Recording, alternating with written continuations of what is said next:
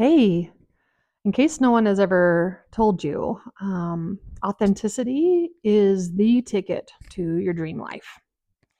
And in our society, especially in the US, where it's capitalism and consumerism and fit in and all the things, we are all coming to this point where we are deeply unhappy and wondering what it is to do about it. And let me just be the messenger that says, do the thing that feels really good to you. Do you, honey? And I know that we see a lot of that with the young kids. They're totally thriving, being themselves in a way that I definitely wasn't in my teen years, my early 20s. There's a lot of conformity. But as someone who's been down the road a little bit and who has gone through two complete burnouts, rock bottoms, and rebuilt her life twice now, allow me to reassure anyone who's in a hard place that the more you can lean into what brings you joy, the more that you can lean into the things that light you up, give you energy, those are the things that will help you to build your dream life. So, hi, I'm Allison. I speak about authenticity and how we can create alignment into building our dream lives by being ourselves. Now, I know that for some of us, for me, my first burnout was all related to being codependent and coming out of this really terrible relationship it was in like my late 20s, early 30s, and just realizing how much of my life, especially being a cis het woman, white woman in the US, how much of my life and conditioning had been built around catering to everyone else's needs and to truly just put my needs to the side. And what does this environment need from me? What does this relationship need from me? What does my boss need from me? And it was like my whole identity was in relation to others. And when I finally left this toxic relationship, I was living in my friend's basement at the time, literally didn't know who I was. I think at that time I was, 31 years old. It took me a while. 31 years old, and like, who am I? Period. I didn't have a primary relationship. I didn't have a job. I didn't have any money. I was rebuilding from the bottom up. And the journey of just beginning to shed, shed all the things that I had been carrying, that I had been representing, that I had been wearing, that I had been doing, realizing how much of it wasn't mine. And so, like, the level of discomfort that I had to go through, let me just tell you right now, okay, the process isn't fun. It isn't easy. And it is an unfortunate fact, but discomfort is required for growth.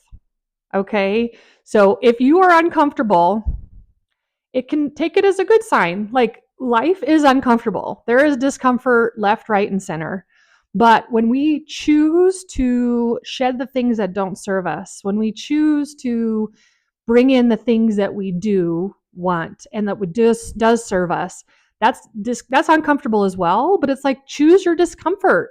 Would you rather like have the discomfort of intentionally removing relationships and intentionally bringing in new relationships and going into new environments and having to like make new friends, being proactively uncomfortable? Or do you want to plod along in your life and have it be out of alignment with who you are? That's also uncomfortable.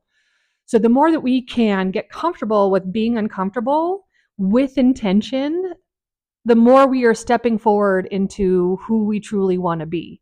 Because what's also a part of that journey, as we shed the things that aren't serving us, as we release the relationships that aren't serving us, like, we inevitably, quite often, can hit rock bottom. And the beauty about hitting rock bottom, when you realize, oh my God, this life that I have right now, I do not want it. I am so unhappy. I am unhealthy. I have nothing left to give.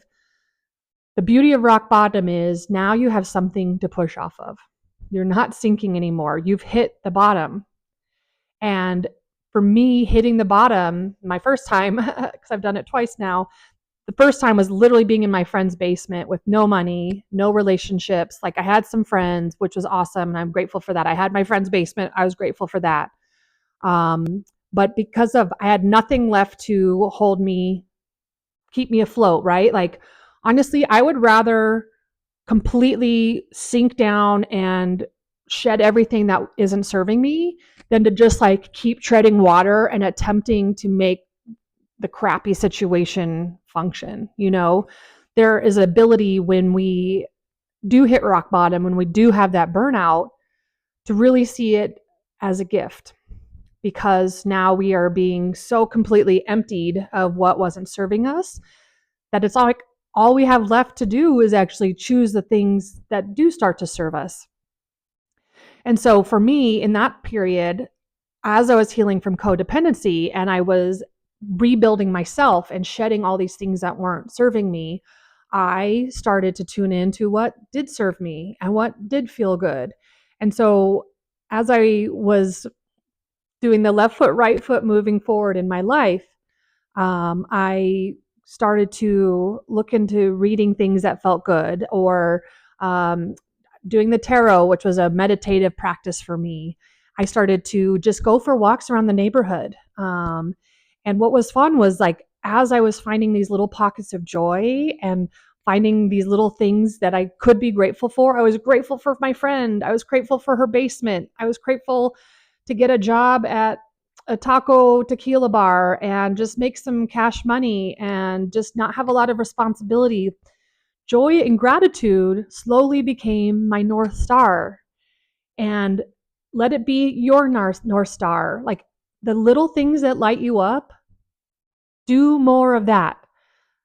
For me, even sometimes just like finding the patch of sun on the floor and like laying in it like a cat. Like so tender, so broken down, just laying in the sun and receiving.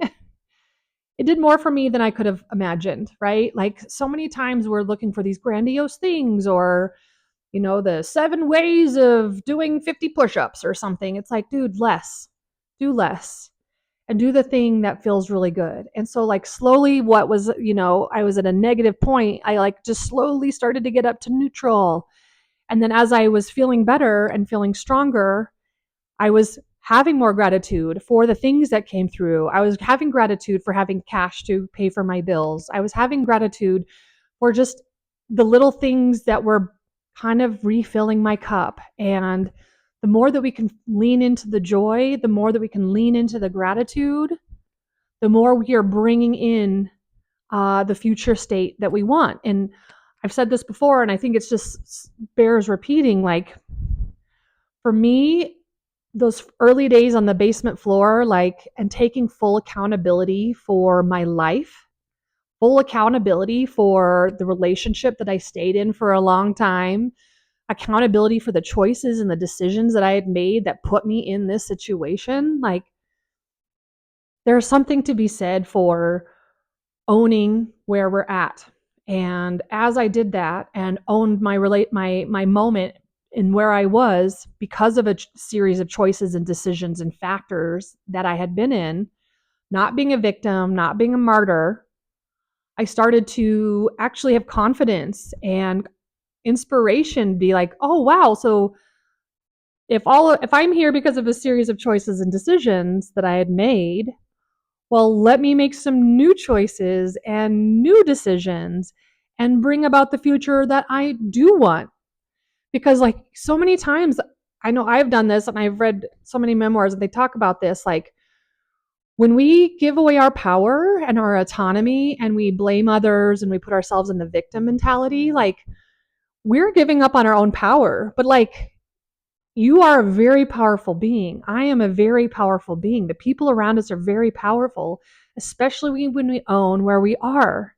And so I started to own what the things that made me feel good. I started to own how I led my day. I started to own which relationships I cultivated. And as I did that, I started to bring in the future that I wanted. And, people often talk about like, what do you want in your life? And what would you be doing in 5 years from now? And like for so long, I used to just be like, oh, da da da, like really lightly thinking about it.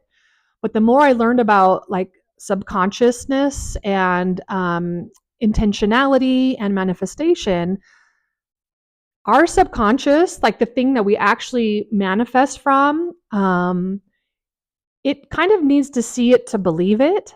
And watching so many interviews with neuroscientists and things, like your subconscious doesn't actually know what's real and what's not real. So like your fears can dictate so much of your decisions, and your brain thinks they're real, even if it's just a fear of something that's never happened before. But guess what? On the other side of that, you can think positively. You can think about who you want to be when things are going well.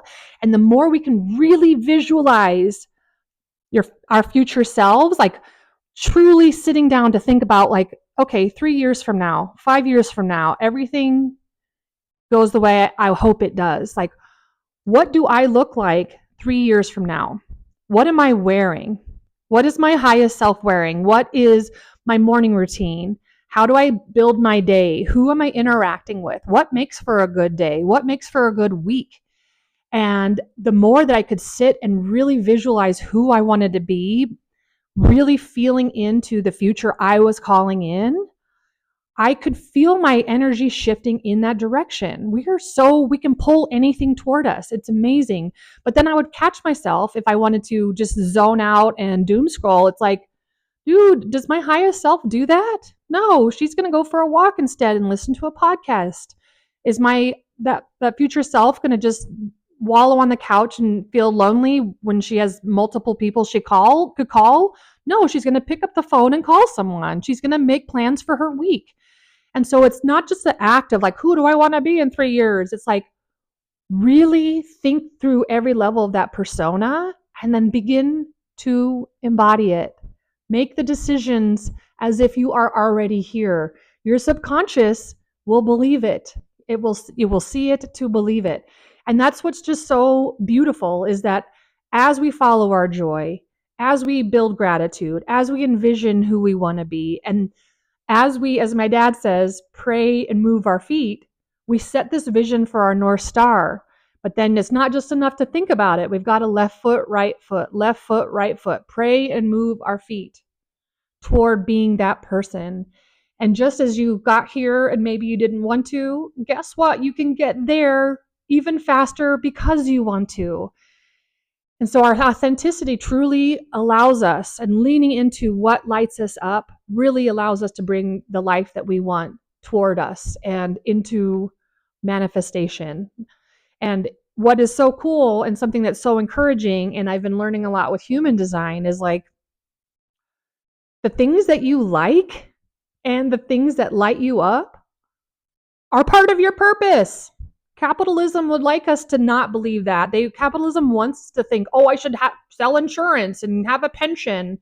Not only is all those systems like dissolving right now, but it's like, if you feel like gardening, you should garden. If your dream is to have a bed and breakfast on like Michigan, that's what you should work toward. Like literally, you have these impulses, these interests, these cravings for a reason, because your soul is here to do those things. And if literally all of us did the thing that lit us up, did the thing that brought us joy, not only are we going to feel full and abundant, but we're going to have extra to then be in service to others with the thing that lights us up. And if we were all online, if we were all doing the things that lit us up and then sharing that light with others and giving them permission to do it too, that's how we bring apart around the new earth. That's how we bring in the new reality, by truly leaning into what lights us up. And I have been doing that for myself. I'm on my second round of a burnout. That's for another purpose video. But I'm on this side of it. And part of my calling is to share these videos and share what I've been learning over the last 13 years since my first rock bottom. I have been reading and following and listening and walking the path in so many ways. And I can just say I am here as a product of everything that I've just shared. And it just lights me up to think about other people doing the same. And so you deserve to have a joyful, fulfilling life. Honestly, it's your responsibility to have a joyful, beautiful life. Like, we need people lit up. We need people sharing their joy in their purpose. It doesn't have to be a freaking mural in the MoMA, right? building a garden, being friendly with your neighbors. Like, small things create ripples. And the more that we can do those things, the more we are going to bring about the world that we want. So thanks for listening. I'm Allison. If you like these videos, please like and subscribe. I'm going to be doing more of them. This channel is The New Revolutionary, and it's all about how do we be the new light in this dark world. And we are on the precipice. We are here for a reason. The fact that you're here is important. You are important because you're here. We need you. So share this video with a friend that could use a pep talk. And I would love to hear in the comments what you've been doing to bring about more authenticity and more joy and more gratitude in your life. Thanks for sharing. Thanks for joining me. Thanks for listening. And have a great day. We'll be in touch soon. Bye.